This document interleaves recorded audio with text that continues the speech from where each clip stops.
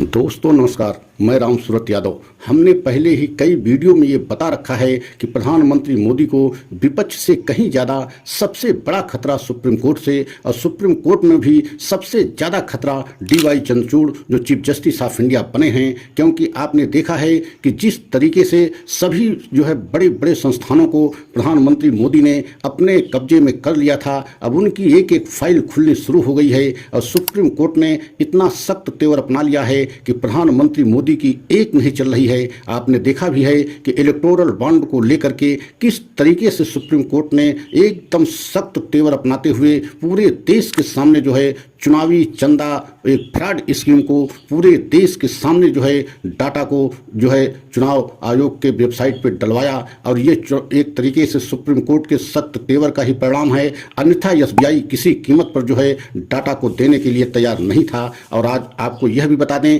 कि अब एक बार सुप्रीम कोर्ट ने फिर सख्त तेवर अपनाते हुए चुनाव आयोग को नोटिस जारी करके ये पूछा है और तलब किया है कि क्यों न वीवीपैट से सभी पर्चियों की गणना कराई जाए। और आपने देखा भी है कि पिछले कई महीनों से ईवीएम को लेकर के पूरे देश में आंदोलन चल रहा है। और आपने ये भी देखा है कि कई सामाजिक संगठन इसमें जुड़ गए हैं, कई सामाजिक संगठन धरना प्रदर्शन कर रहे हैं कि ईवीएम के द्वारा पहले ही बीजेपी एक तरीके से लक्ष्य निर्धारित कर देती है कि 400 पार का नारा बीजेपी दे रही है। इसका मतलब है कहीं न कहीं ईवीएम में सेटिंग हो गई है। और यही सारे आरोप विपक्ष की पार्टियां और इंडिया गठबंधन के सभी दल लगा रहे हैं, लेकिन एक तरीके से चुनाव आयोग किसी भी कीमत पर सुनने के लिए तैयार नहीं है। और चुनाव आयोग से लगभग 8-10 महीने से समय इंडिया गठबंधन मांग रहा है, लेकिन चुनाव आयोग तभी समय देने के लिए तैयार नहीं हुआ। चुनाव एकदम नज़दीक आ गया है, लेकिन ऐसे में सुप्रीम कोर्ट ने एक बड़ा कदम उठाते हुए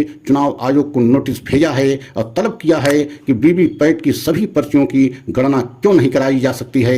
अगर पारदर्शिता और स्वतंत्रता के लिए और विश्वास के लिए अगर पूरे देश की जनता की आवाज़ उठ रही है, देश के जो बड़े सामाजिक संगठन भी इसमें आगे बढ़ चढ़ के हिस्सा ले रहे हैं, आंदोलन कर रहे हैं, सुप्रीम कोर्ट के वकीलों ने भी इस पर आंदोलन कर रहे हैं और माने जाने संगठन और एक तरीके से बड़े बड़े बुद्धिजीवी भी इस बात को मांग कर रहे हैं कि वीवीपैट से निकलने वाली पर्चियों की गणना कराई जाए। और इसी बात को लेकर के विपक्ष भी मिलना चाह रहा है चुनाव आयोग से, लेकिन चुनाव आयोग बिल्कुल समय देने के लिए तैयार नहीं है। लेकिन अब सुप्रीम कोर्ट की नोटिस चुनाव आयोग को मिल गई और भेजी गई है कि किसी भी कीमत पर आप आकर के बताएं कि वीवीपैट से निकलने वाली सभी पर्चियों की गणना क्यों नहीं कराई जा सकती। अगर पूरे विपक्ष की मांग है, देश में आवाज उठ रही है, इसको लेकर आंदोलन किया जा रहा है, तो चुनाव आयोग को भले समय लग जाए, मतगणना में हफ्ता 10 दिन लग जाए, लेकिन स्वतंत्रता के लिए, निष्पक्षता के लिए, विश्वास बहाली के लिए ये कदम उठाया जा सकता है।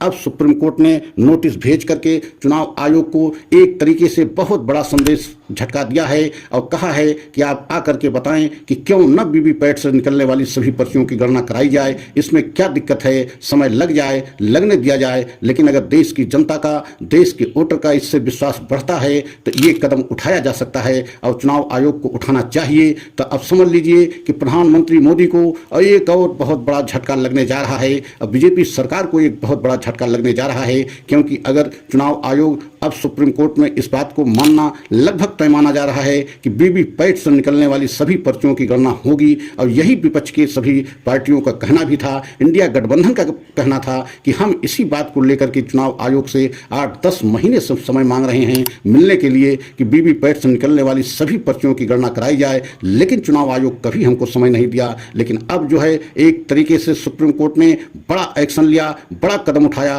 और नोटिस भेज करके तलब कर लिया है। अब चुनाव आयोग की मुश्किल बढ़ गई है। अब चुनाव आयोग को वीवीपैट से निकलने वाली सभी पर्चियों की गणना करानी पड़ेगी। इसके अलावा चुनाव आयोग के पास कोई विकल्प नहीं है। अगर हमारा वीडियो अच्छा लगा हो तो लाइक, सब्सक्राइब करें, कमेंट के द्वारा अपनी राय अवश्य दें। अगला वीडियो पुनः लेकर के आएंगे। जय हिंद, जय भारत।